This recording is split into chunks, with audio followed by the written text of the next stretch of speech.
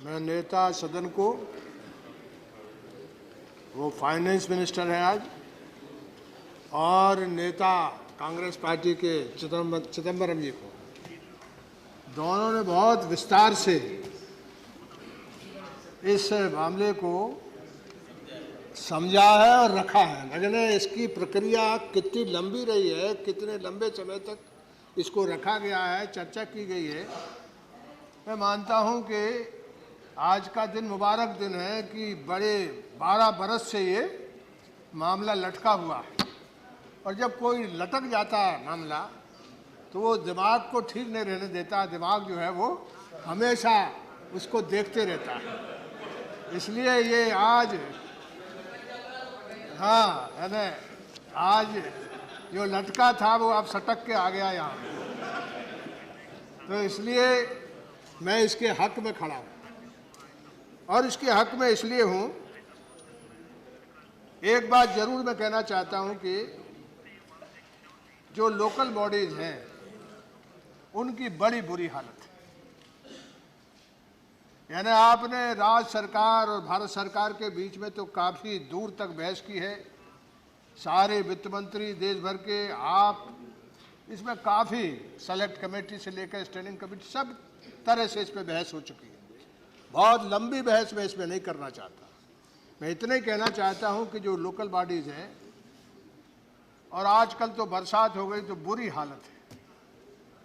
आप देख रहे होंगे कि दिल्ली के आसपास भी जितने नगर हैं वो कैसी बुरी हालत में है। यानी इस मामले में जो जीएसटी लागू हो रही है उसमें गांव देहात और ख़ास करके लोकल बॉडीज के बारे में जब वित्त मंत्री जी बोलेंगे तो उनकी सेहत कैसी रहेगी, इसके बाद जो बिगड़ी सेहत है कई वर्षों से वो बनेगी कि नहीं बनेगी।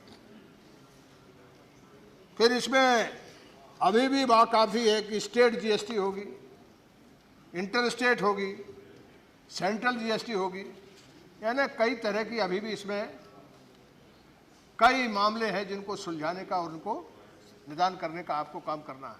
मैं इतना ही निवेदन करना चाहता हूं कि जितने ज़्यादा यानी जो टैक्स वसूली के खेल है, कितने कानून हैं, कितने तरह के कानून हैं, और मैं मानता हूं कि देश के अंदर जो भ्रष्टाचार है, करप्शन है, खास करके गुड्स एंड सर्विस टैक्सेस में, उनमें सबसे बड़ी समस्या ये कई तरह के टैक्स जो देश के अंदर चल रहे हैं।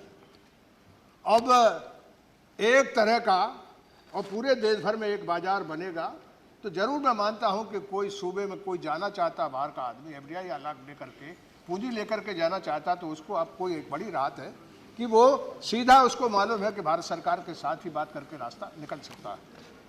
इसलिए इसमें सबसे बड़ी जो बात है, जो खास करके जो इनकम टैक्स डिपार्टमेंट है, कई तरह के डिपार्टमेंट आपके बने हुए हैं। आजकल तो मेघवाल जी भी इस बड़े विभाग में आए ही हैं। ये काफ़ी मालदार लोग इसमें रहते हैं। मंत्री हैं मालदार या नहीं, लेकिन इसमें इनकम टैक्स से लेकर के आपके कई तरह के, उन अफसरों के नाम में लेना नहीं चाहता, लेकिन इस जीएसटी आने के बाद एक बात मुझे महसूस होती है, लगातार होती, कि कम से कम भ्रष्टाचार के लिए ये कई ठिकाने जब बन जाते हैं तो भ्रष्टाचार बढ़ जाता है। ये ठिकाने जरा घटेंगे, और जब ठिकाने घटेंगे तो निश्चित तौर पर कम होंगे, तो भ्रष्टाचार पर बहुत, मैं बोलता हूँ कि भ्रष्टाचार के जो है वो उस पर कमी आएगी। और कई तरह के सवाल मेरे साथियों ने, डेरेक ओबेरॉय ने भी बहुत रखे हैं, नरेश अग्रवाल भी रख रहे थे, और चिदम्बरम साहब ने भी रखे हैं। मैं इतना ही कहना चाहता हूँ, इसमें ज़्यादा नहीं। हमारी पार्टी इसके हक में शुरू से थी। हमने बहुत प्रयास भी किया है, नेता सदन, इसको ठीक से आम सहमति बनाने में हमने भी कहीं ना कहीं सहयोग किया है। और आज मैं मानता हूँ कि आज ये ऐसा मौका है कि इसको आम सहमति से आज ये पारित होने वाला है। हाँ, अन्ना डीएमके अम्मा के लोग जो है वो थोड़ा सा इस पे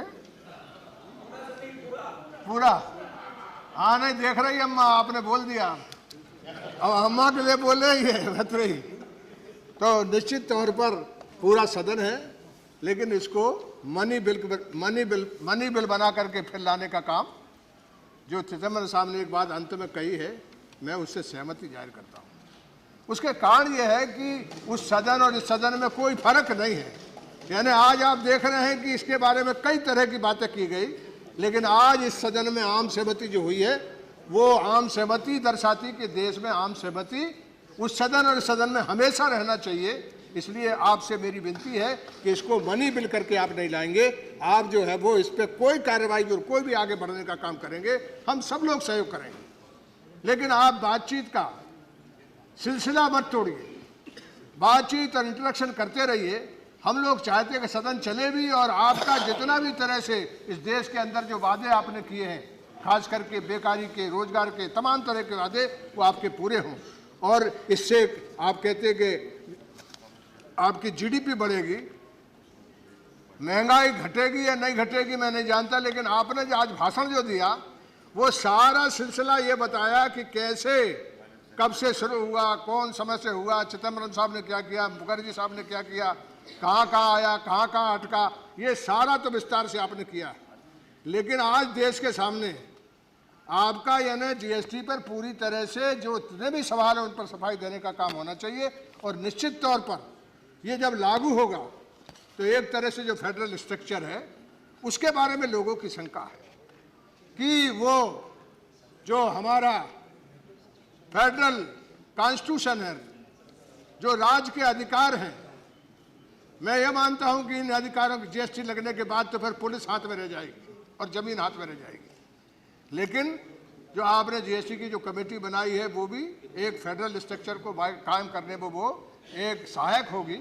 लेकिन इन सारी बातों के ऊपर मैं आपसे ज़्यादा नहीं कहना चाहता, इतने कहना चाहता हूं कि आपने शुरू में आज उसके विस्तार से उसके प्रयासों पर, बातचीत पर, इन पर प्रकाश डाला था, लेकिन जो बहस हुई है उस बहस का जवाब देने के लिए आप, और भ्रष्टाचार पर कितना असर, कितना कमी इसमें आएगी, महंगाई पर कितनी कमी आएगी, और ये जो लोकल बॉडीज हैं इनका क्या होगा, इनकी सेहत का क्या होगा, इन सारी बातों पर आप इसमें अपने अंत में जब अपना समापन भाषण करेंगे इन सारी चीज़ों के ऊपर कहेंगे। और खास करके इसको मनी बिल के बारे में भी आप आज बताएंगे कि मनी बिल बना करके इसको वहीं से नहीं परवारे उस सदन से आप बाहर चीज़ों को ना ले जाए। हम भी शरीक रहें, हम भी आपके साथ सहयोग और साथ चलना चाहते, इसलिए हमको हटाने का काम मत कर दीजिए। इसलिए इसको मनी बिल कराने का काम भी नहीं करना चाहिए। बहुत बहुत धन्यवाद, बहुत शुक्रिया।